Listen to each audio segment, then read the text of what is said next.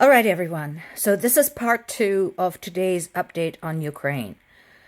While it's not exactly fun making multiple videos, however, I think this is a really good opportunity to once again demonstrate that the war in Ukraine is not just about Ukraine or about Russia. It truly does impact the rest of the world. So we were talking about the earthquake in Turkey and how US offering its support and material assistance might change the dynamic in the relationship between Russia and Turkey.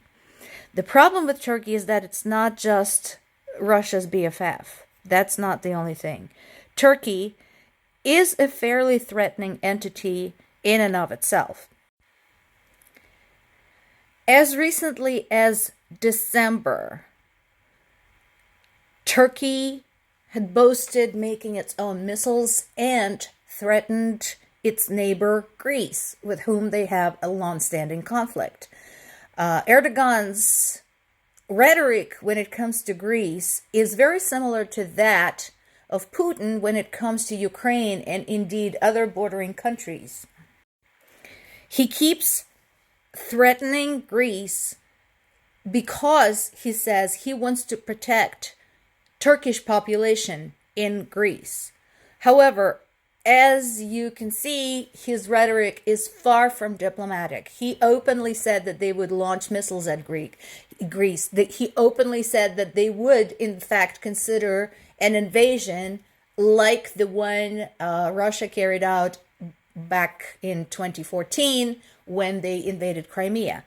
So Turkey is definitely a factor to be reckoned with. Meanwhile, there's possibly a plan in place to sell some F-16s to Turkey.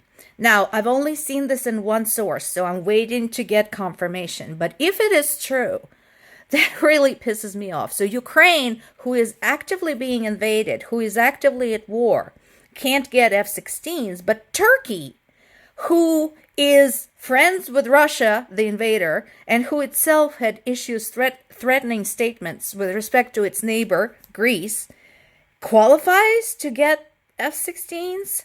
The one thing that gives me hope is that Turkey made a bid for EU membership, and as of right now, despite fairly high scores on the EU admission scorecard, the negotiations for that have been frozen. So we'll have to see what happens next.